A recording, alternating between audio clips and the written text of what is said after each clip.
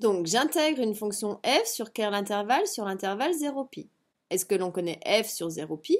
Oui. Si je compare, c'est bien le même intervalle et je sais que sur cet intervalle-là, la fonction, elle vaut moins 2. Donc maintenant, on a le droit de remplacer f par moins 2 ici. Et c'était que à ce moment-là. Donc faites très attention à ça, c'est une erreur que vous faites qui est assez classique. Donc si on continue, égal, donc on a 2 fois l'intégrale entre 0 pi maintenant de la fonction f, on nous a dit que c'était moins 2. Moins 2 fois, je recopie le reste, sinus de nt. Comment calculer une telle intégrale? Eh bien déjà, on va s'arranger pour que tous les coefficients soient regroupés ensemble, puisqu'on sait que si je fais la primitive d'une constante fois une fonction, on laisse la constante et je multiplie par la primitive de la fonction, donc c'est-à-dire que ce coefficient moins 2, ici, il peut aller à l'extérieur de l'intégrale. Donc 2 fois moins 2, on va récupérer moins 4 fois l'intégrale. Donc j'oublie pas mon coefficient moins 4, ça aussi c'est une erreur classique. Et je vais chercher à faire la primitive. Pour faire une primitive d'un sin, petit cercle. Donc cette fonction sinus donnée, elle est ici. Donc on se souvient, dérivée, je descends. Donc primitive, c'est un P, on va monter.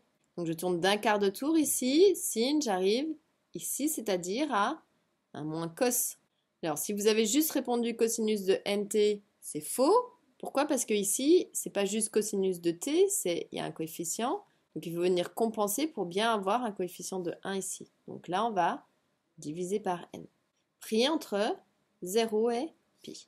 Maintenant, c'est facile puisque j'ai ma primitive, j'ai toujours mon coefficient. Et là, attention, puisqu'ici, il va y avoir une différence, donc obligation de mettre des parenthèses, sinon ça va être faux.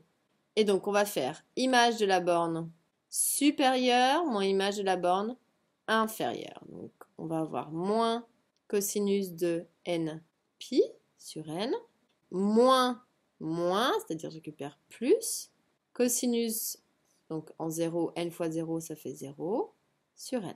Et je ferme la parenthèse. On n'a plus qu'à simplifier, écrire ça un tout petit peu différemment, puisqu'il y a des choses qu'on va connaître. Sur le cercle trigonométrique, si on veut la valeur de cosinus de npi, donc n, alors j'ai oublié de le dire ici, n c'est un antinaturel non nul, pour qu'on ait le droit de le faire, parce qu'ici on divise par n et n n'a pas le droit d'être égal à 0. C'est-à-dire que la première valeur de n c'est 1. Donc j'ai ici pour npi, soit pi, soit n égale 2 pi, 3 pi, 4 pi, c'est-à-dire que je suis une alternance entre ici, pour npi, suivant si n est pair, ou ici, pour npi, suivant si n est impair. C'est-à-dire que pour pouvoir lire le cos, je fais une projection sur l'axe horizontal, c'est-à-dire soit je suis ici, soit je suis ici. C'est-à-dire soit je suis en 1, soit je suis en moins 1. Et cette alternance, on l'avait vue, elle se synthétise en écrivant moins 1 puissance n. Ensuite, on a cosinus de 0, mais l'angle 0, il est ici, donc le cos, c'est 1. Le tout divisé par n. On a terminé, on peut écrire juste ça un petit peu différemment, c'est-à-dire qu'on pourrait faire 4 sur n, facteur de 1 moins 1 puissance n. Donc voici la valeur de l'intégrale.